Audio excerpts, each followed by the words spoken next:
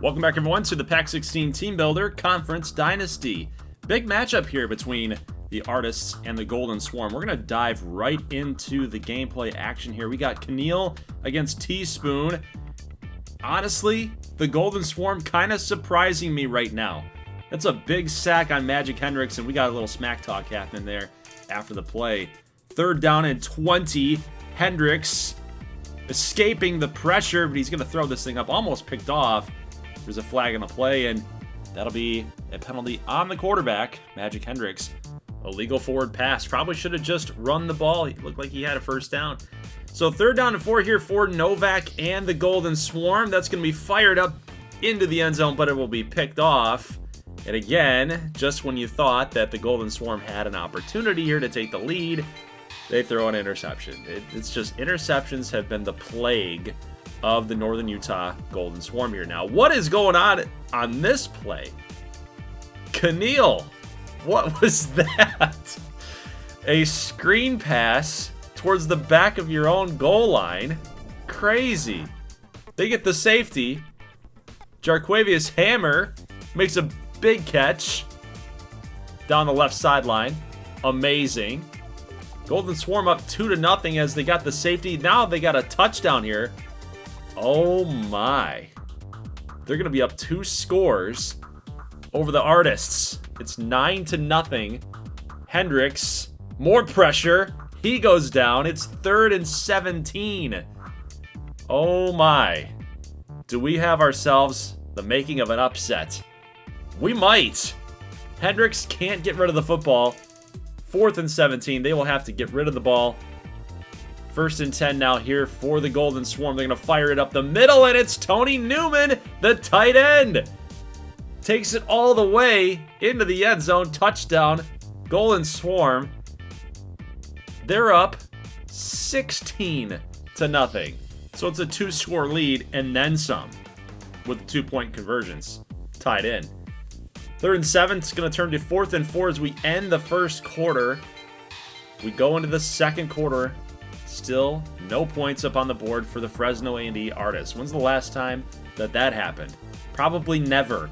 Hendricks, 4th down and 4. They're going to go for it. He's going to fire this incomplete. Just again, too much pressure. Jamari Logan has been a beast on the D line, but oh no, another pick. Another pick. It's Gabriel Pruitt. He takes it all the way for a pick 6. Ouch. These are the types of mistakes you cannot make, especially when you've got this team on the ropes like that. I just don't think that Teaspoon saw him. Got that camera angle. Can't see the cornerback breaking on the football. Awesome anticipation. Great pick. 16-6, 10-point game, and they're going to elect to get the 2-pointer to make it an 8-point game. So it's now a 1-score game plus the 2-point conversion. 3rd down and 10 now for the Golden Swarm. Can Novak and this offense come through and get the 1st down? They cannot. Could have been another interception. Would have been number 3 in the first half. Crazy. Teaspoon's got to get this thing sorted out. And Magic Hendricks is going to throw an interception. However, there's a penalty on the field. Illegal man downfield, I guess. That's okay. Northern Utah will take the ball anyway. 1st and 10. Pass. Caught. Completed. Here goes Hammer. Makes one man miss. He's gone. There's a flag on the field, though. And it's against Northern Utah, so that is not going to count. They have to come back. It was a 1st and 20. It's turned into 2nd down and 17. And another pick. So this is crazy. It could have been a touchdown. They had the penalty to call it back. Now it's another pick. It's 3 interceptions for Novak in the first half. He's got to get this figured out. You're going to blow this game.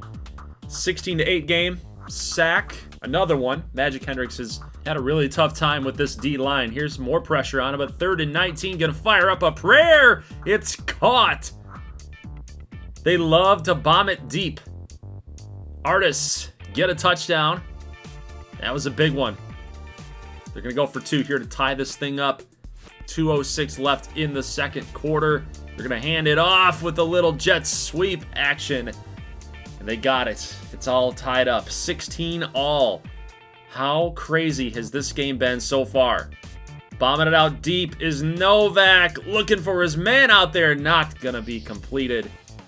And it's now 4th down and 10 with about 30 seconds left in the second quarter. First half winding down. Crazy game, just only for it to be a 16-16 game and no longer. We're gonna get to about the 1-yard line. What a pitch and catch there. 25 seconds left to go. Hendricks and the Artists, they've got to move. Got to get up to the line quickly here. They do have 2 more timeouts left, so really no pressure at this point. Trying to push it in is Jaden Parker. Another touchdown for him. 1 through the air, 1 on the ground. And the Artists, after struggling a little bit there on offense, in the first half, they will take the lead 22-16. Going to try to get a little bit greedy, I guess. It was a tie game. They're going to go for 2. I don't really like that one. Not going to get it, so it is a 6-point game as we jump ahead here to the mid part of the third quarter. And another pick. No, it's number 4. And this was going to be a pick 6 again. 2 pick 6s. Unbelievable. Novak, you're costing your team the game. An upset special. Coco Bop with a 72-yard pick 6. Not good. 29-16 score, guys. Still mid part of the third quarter. Here, 4 minutes left. Novak rolling to his left. He's going to fire this one complete. Little move there. Oh, what a move. And Rangel, he's gone. Had a nice block out there on the left side. Wow. Getting a touchdown in the Golden Swarm to get back down by 6. Jaden Parker, spin move. Got the speed to burn. Got one man to beat. Can't beat him. They're going to be dropped at the 11-yard line. Jaden Parker already up to 85 yards rushing in the ball game with more than a quarter left to play. Play action here. 2nd down and 10. Turns to 3rd and 18. Antoine Keys with the big hit on Magic Hendricks. So here we go. 3rd and 18. Here's a pass completed, but not going to do enough for the Artists to pick up that first down. I mean, that's a long attempt there. They're going to try for a field goal, and that should be missed, but somehow it's made. What was that? So a little luck on the Fresno A&E Artists side there on their special teams unit. So it is now a 9-point game, everybody. 5:18 left to go. A little handoff here to Onyekachi. He's going to take this one up for a first down and more. The referee might have gotten in the way. Might have helped him out just a little bit. That's a touchdown. 6 more points for the Golden Swarm, and they're hanging in there. They're not done yet. They'll kick the extra point. It's a 2-point game. 1st and 10 here for the Artists. They're going to fire it out deep, looking for the shot. Oh, CeCe McKenzie, what a play. He had the positioning, had the step on the receiver. Great play. 3rd down and 10 now with 3:35. As soon as the ball is thrown here, it's going to be incomplete. Probably should have been picked off. And uh-oh. Getting a little cocky are the Artists. 4th and 10. That's a long way to go. 4th and 10 in your own territory. Risky play here. Magic rolling out to the left. Gotta fire it to somebody. He's gonna hang on to it. But what a play by Leon Winfield. He's had 2.5 sacks in just this game. 5 TFLs. What a play. Wrapping up the quarterback. Very tough quarterback to bring down.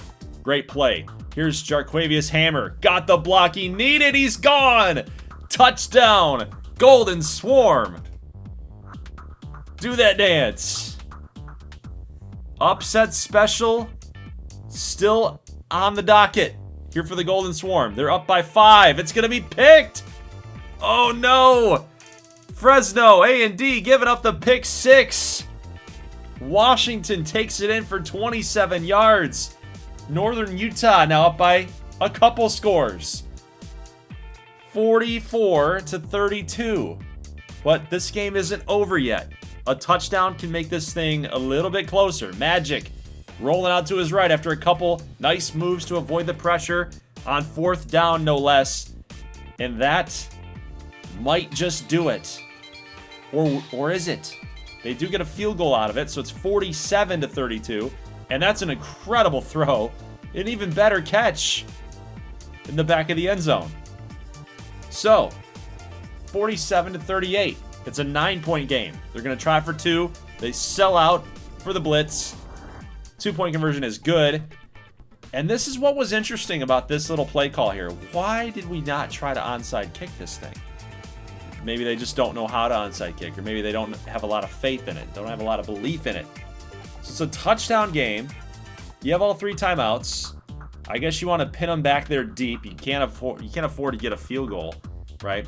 So I guess maybe that's the reason why.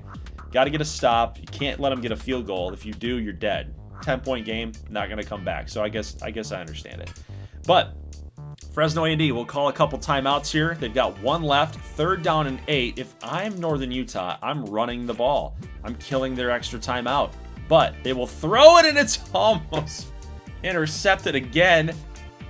Could have been pick number 5 for Novak. So 3rd down and 2. Hendricks, incomplete. More pressure put on him here. And it's going to be down to one last play for the Fresno A&D Artists. If they lose this game, they are now out of the conference championship picture. Oh, they got it completed. All right, so we're going to keep going here.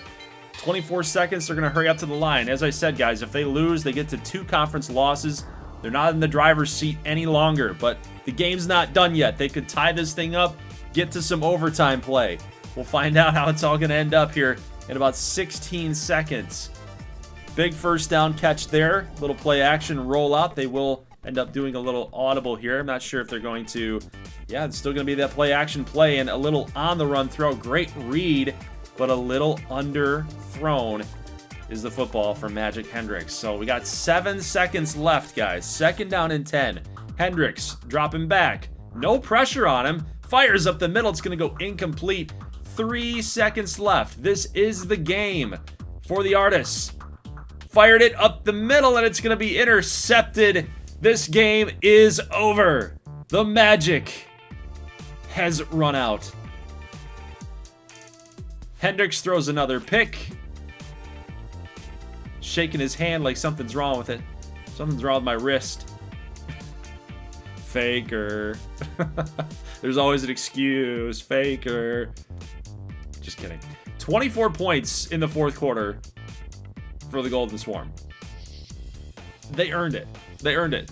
They knew they were going to have that offense play at a very, very high level. Fresno A&D, their offense is legit. It's very good.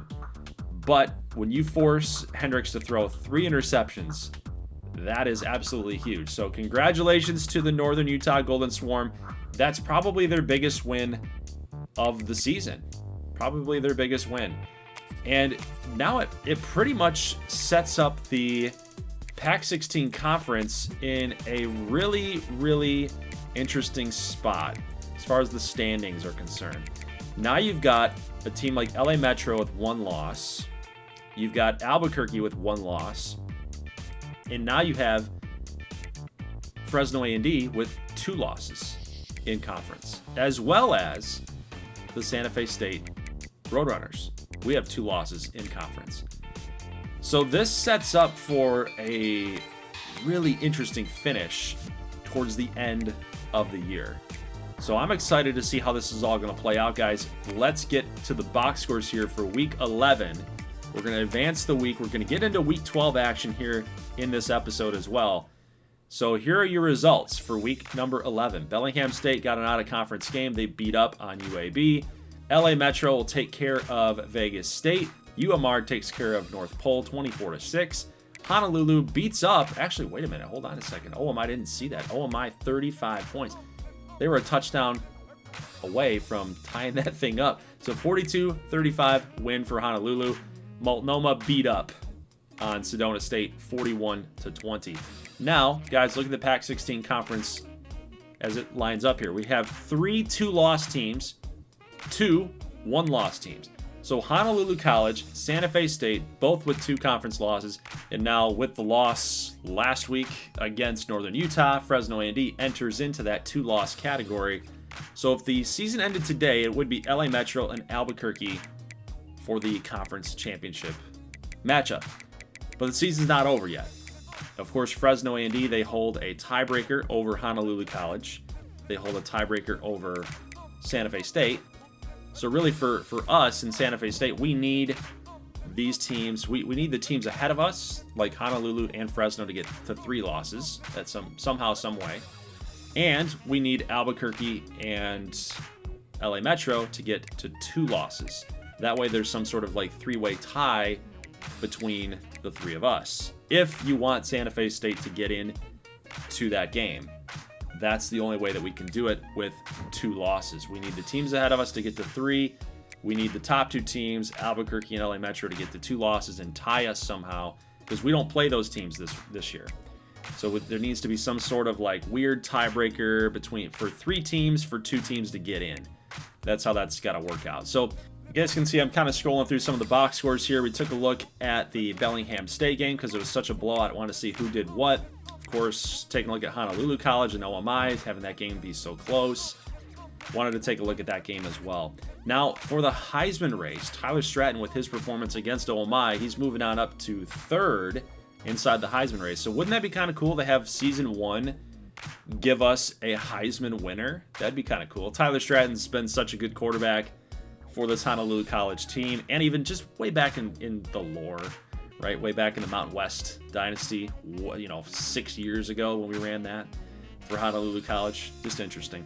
Now, for Week 12, the only games that we're going to get will be Northern Utah and LA Metro and Santa Fe State against UMR. So those are going to be the 2 games that we get this week for Week 12. No other matchups here had any sort of bearing on the conference standing. So let's dive right into this matchup. We got Northern Utah coming back home after a big win against those Fresno A&D Artists. They're going to take on yet again another top-tier opponent in the Pac-16 Conference. 7-7 game after that touchdown and throw that's going to go incomplete. Rocky Atkins apparently was looking to the sideline like that. Looked like it could have been a catch. So 7-7 game, start of the second quarter. This one's going to just sneak through. The Dynamos will get 3 points on the board and take the lead here, 10-7. First down and 10 here for Novak. We got a little motion to the left side, little play action. Novak going to fire up the middle. It's going to be picked off. Again, another interception. Oh, man. It's a plague. It's a plague. It's a disease. He can't stop throwing the picks. He's like Brett Favre out here. Some days he's really good, and some days it costs him. Friday Mutton getting another touchdown. He got the first one to get to 7-0. He's going to get this one to make it 17-7. Getting towards the end of the second quarter. Pass will be picked off yet again. Novak, what's going on, man? Could be a pick 6. It looks like it's gonna be. The 20, the 10, the 5 at the goal line. Touchdown for Toussaint. 92 yards and 7 more points for LA Metro. 24-7. So as we jump ahead here to the mid part of the third quarter, first down and 10, and the deep shot. He's gone. Vero Jr. with a ginormous touchdown. That's unbelievable. How does a team like the Golden Swarm, how do they go into Fresno A&D on the road, they beat them, and then you got a chance to really upset one of the top teams, another top team. Looking at the conference championship game, they've got their eyes set on that. You already knocked down Fresno A&D. Now you lose to LA Metro. Man, Friday Mutton, 108 on 19 attempts, 3 touchdowns for him on the ground, and that's the end of the game, man. 45-21. LA Metro did not score once in the fourth quarter. They allowed Northern Utah to get 14 in the fourth, and yet still that wasn't even enough for a comeback. It was a 24-point victory today. Ouch. 24-point victory. A lot of those came off of the interceptions. So again, I just go back to it. I'm a broken record. When I say these things, I'm poking fun at our users. I'm not trying to throw them under the bus. I'm just poking fun at them because I do the same stuff. Wes Ricketts throws picks. I throw interceptions. I make a bad read every now and then, right? But most of it's just all fun and games. But if I was just talking about the pixel person, not the player behind the controller, if we're trying to make storylines out of it, Novak has got to get it figured out. He has to get it figured out. Because they could be really good. They could be a contending team. if they just found a way to limit the freaking turnovers. So Adkins, 74%, actually 76% completion percentage. 2 touchdowns today, 19 of 25. On the ground, you had Friday Mutton. We talked about his statistics there. 5.6 average on each attempt. Had 1 broken tackle. Thing with Fridays, he's just going to get a lot of yards. He's going to get a lot of yards, going to get a lot of touchdowns. He's one of the most premier backs in the country at this point. Like if I ended up showing you guys, and I will at the very end of the year, kind of give you guys a stats update, see how everybody's doing. He's one of the NCAA leading rushers, so this offense really revolves around him. We got some really good receivers out there for LA Metro, but I think Rocky Atkins is really dependent on that running game for LA Metro. So if you can shut down Friday Mutton, Rocky Atkins, the quarterback, not going to be playing on Sundays. That's kind of my take on it. So let's jump out here to UMR against Santa Fe State, the Bighorns and the Roadrunners. We know what's at stake here for Santa Fe State. Got 2 conference losses. We need to make sure that all the conference games that we play here moving forward, we get W's on. And then hopefully we get a little bit of help at the top. We need Albuquerque or LA Metro to lose at some point, and hopefully that we keep on winning, make sure that there's some sort of tiebreaker that gets us in. That's about all we can hope for here. Big touchdown there to Jose Montero. Not a really great throw. Got the yellow even, so it was a good timing throw for Wes Ricketts, but it was behind Jose Montero. He made the adjustment, made the catch for the touchdown. 4th and 17 now after a big sack on Nick Padgett. That is Gregory Bryan, and one of the best rushers in the game. Ricketts looking for Montero here on 4th down and 1, looking for a shot play. I don't really like that one. I don't like that one. Looking back on it, maybe we should have just run the football. We've got some good runners. We're going to try for a 30-plus yard field goal here, 4th and 1. And that one just going to squeak through a little bit. Man, it's just so touchy. The arrow, the directional arrow, so touchy on field goals. You never quite know if you have it lined up the right way. So 1st and 10, Padgett rolling out of the pocket, firing up into double coverage. It's intercepted. 10-point game, throwing up picks. Padgett does that quite often. He's got, I think it was 13 touchdowns, 10 interceptions this season. We're already late in the season, so he's not looking too hot this year. But look at the blocking by the O-lineman. Roy Calico is gone. Touchdown, Santa Fe State. We got to look at that on replay. That is an incredible job. Lead blocking for your ball carrier. Take one more look at the lineman here. Right there, number 55. Boom, see you later. Then he keeps going. Boom, see you later. You're not catching my boy. Calico's gone. Touchdown, Roadrunners. We'll take another look at it. See you later, baby. Look at him go, man. Just didn't stop. Man, we're a hard-nosed team. Like, I know we run that spread style of offense, but we are a very hard-nosed style of team. There's Cole Freed getting in on a sack. Padgett's going to go down. 3rd down and 18, and Okafor is going to take this up the middle. Only going to get about 7. It's a good gain, but as you know, it's not going to do enough. So 17-0 at the half. Roadrunners offense, we're dialed in. We're dialed in at this point. 136 passing yards, 44 rushing yards. We're doing all right, aren't we? 1st and 10. Bomb to the left. Pylon. It's going to be caught. Jose Montero. They actually tried to draw that thing up on 4th and 1, but this time it was a little better of a throw. Nice little back shoulder throw. Montero is his 2nd touchdown of the game. I mean, that's you can't draw it up any better than that. 24-0. Late 3rd quarter. Ricketts looking for more. Gonna fire out to the right up the middle, and it's gonna be picked off by Justin Houston III. Look at the speed that this freshman linebacker's got. 58-yard pick 6.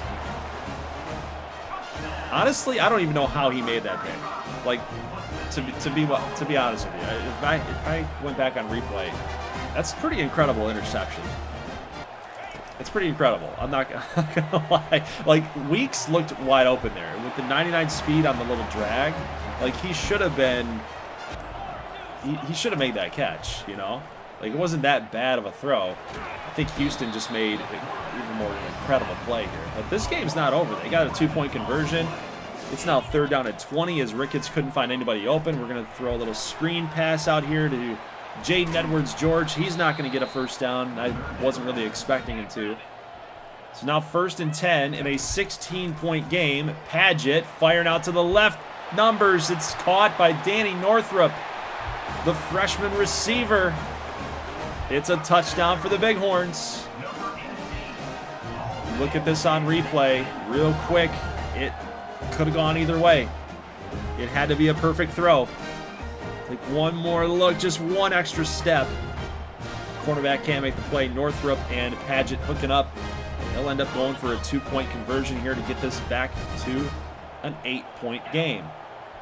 It's crazy. They were down by 3 8-point scores. What is going on? So they got the first one, 2-pointer. Then they got this one and the 2-pointer. Now down by 8 yet again. 4th quarter, 4 minutes left. JEG, big gain to the left side. Santa Fe State, of course, trying to get another score, maybe a field goal. Just put this thing in the bag. Ricketts dropping way back, but a really nice throw again to Jose Montero. He's really come on late in the season. We've had to really struggle to find ways to get him involved in the offense. But 2nd down and 2, we're going to fire out to Montero yet again. He's going to dive for the end zone. Touchdown, Roadrunners. Another pass to Montero from Ricketts. They just have to kind of work on the timing just a little bit extra here. He threw it behind him just a little bit. He got the adjustment right there by Montero, keeping his momentum moving towards the end zone. That's a great job by the receiver. And that's going to do it. That's the final score, guys. The touchdown that Santa Fe State needed, the touchdown that UMR did not. 31-16 game. We will win this by 15. And there's your player of the game, Jose Montero. 5 catches for 111 and 3 touchdowns. Solid win over a decent opponent in UMR. Their record shows that they've actually struggled this year. They just lack a lot of playmakers. But honestly, you know, when I look at Danny Northrup, I look at the receivers here, they didn't really do much. It was basically Northrup and Bishop. Bishop had the most catches. Northrup had 1 grab for 49 yards. Yeah, they just lack a lot of electricity, right? And I've seen some comments talking about how they need change. That'll probably happen next season because I don't control the rosters. I don't control the depth charts. So hopefully UMR gets the message here and they start Runyova as running back. I'm not sure how fast that Runyova is, but they need something. They need a little bit extra spark there. Defensively, I thought we were really good today. Very, very good. Now, that's either a testament to how bad that UMR's offense is or how competent our pass rush is. You see Gregory Bryant had a bunch of sacks, a lot of TFLs. Great game on defense. Had an interception in there, too, as well. So we shut down that UMR Bighorn offense big time. So, Week 12 is in the books as we go ahead and simulate the rest of it. As we saw Santa Fe State get a dub, LA Metro got a dub, and OMI loses again close. But Sedona State will get a 2-point victory, 38-36. Herman Granger had another decent day on the ground, but similar fashion here. We were talking about how UMR needs a little extra spark. So does OMI. They need everything. They don't just need a spark. They need a freaking electrical storm. That's where we're at with these guys. San Diego State and Vegas State. Vegas State will get the win here out of conference. Fresno A&D will get a nice win out of conference. And so will Albuquerque over Washington State. So 31-3 victory over San Diego State. I just really was interested to see how that they did this. And Jordan Weatherholt had a great game. Marino set a solid game as well. Receiving-wise, we had Endicott, Lennox Reed. Yeah, just the one game that really caught my eye to take a look at that box score. But Week 13 matchups, guys. We will not be showing Albuquerque against North Pole. We will not be showing Bellingham State against Georgia State. We're not showing Fresno A&D against Air Force. And an out-of-conference matchup with Northern Utah and San Diego State. So really, there's nothing here for user gameplay, because as you know, I can't show the CPU versus CPU. So again, Very dumb feature, EA. Hopefully you change that. Love to be able to hop into a LA Metro against Tennessee matchup, wouldn't you? I'd love to see that. See how those boys can do against an SEC opponent. So we'll go ahead and sim this week in full, and that way it'll set up for week 14. And we have a major upset. Anchorage beats Honolulu College 39-37. Whoa! That's what happens when you simulate games, guys. It had to have been simmed anyway. There's no way that we could have played that game. There's just no way, right? It had to be simmed anyway, even if I showed you Bellingham State gameplay or Albuquerque gameplay. So Dalton kind of took a little bit of a risk there against North Pole. 51-13. At the end of the day, it's a big-time victory. You shouldn't be scared of North Pole. But it is a conference game, and if they had lost that game, just like Honolulu lost this game, it could totally upend the conference championship picture. So congratulations to Anchorage getting this 2-point victory over Tyler Stratton and these Islanders. That's a huge W for the Auks. Big time W right there. Buddy Bannister had a couple rushing touchdowns. He had a receiving touchdown. Austin Pitbull, 11 catches for 149. And of course, Solomon Waters had a really good game. So did Tyler Stratton. He played well. Didn't turn the ball over, had 5 touchdowns, but they could not run the ball at all. They just completely let that go. Lassiter, McLean, and McGarry. A lot of catches for both of those guys. Of course, when Tyler Stratton's getting all those yards, of course, that's what's going to happen, right? Your receivers are going to go off. But yeah, you just look across the board. Idaho Tech gets another big victory. UMR gets a really nice W over Colorado State. Colorado State is currently winless. So they look at their big brothers, the Bighorns and the Rams. Pretty much the same concept here. Green, white, and gold. How creative there, Doug. How creative. You know, the Bighorns were only supposed to be green and white when I first made them. Ended up throwing in the gold because, again, I'm a fan of Colorado State. I just like their makeup. But defensively, had 1 sack, 3 interceptions. Their defense won them this game, I would say. They played really sound. Offense came through in a big way, scoring as many points as they did. That's a good victory there for UMR. And, of course, big win there for Northern Utah over San Diego State. We've seen a couple matchups of our teams playing San Diego State, and San Diego State just doesn't have an answer for us, it seems like. 35 points in the second quarter. That's incredible.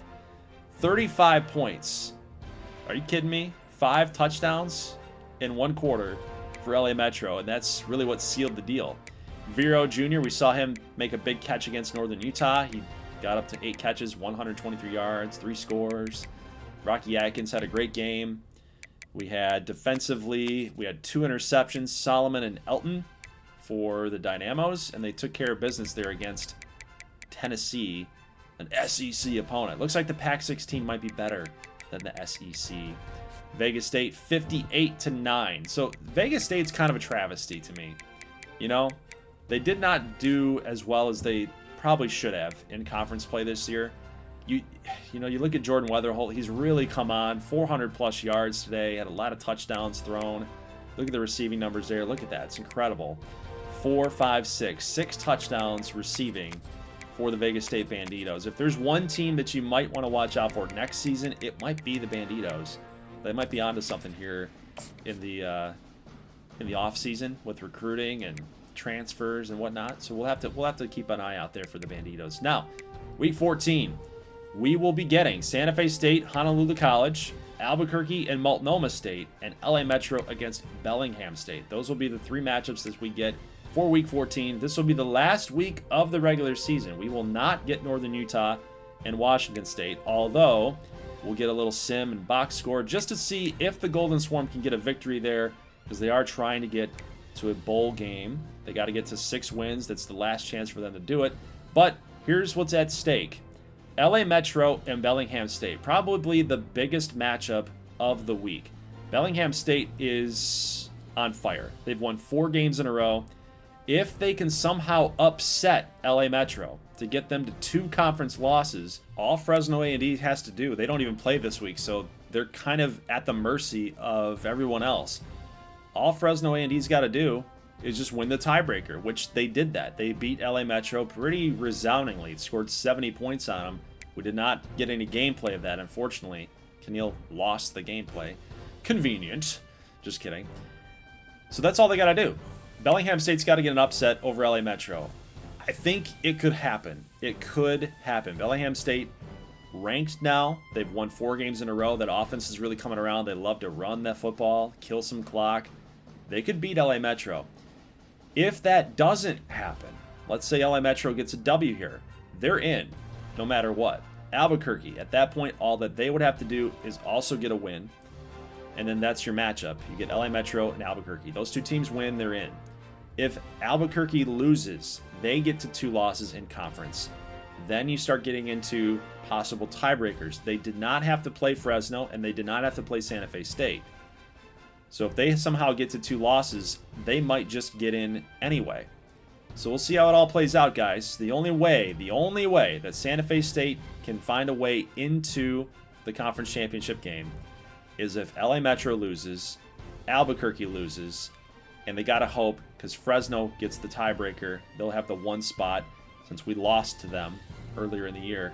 The only way that Santa Fe State can get in at this point is by some weird tiebreaker that I don't know how the calculation works between LA Metro and Albuquerque. We didn't play those guys this year, so that's the only way we can get in, is some weird tiebreaker in order to rematch against Fresno A&D. So really, the conference championship game is up for grabs.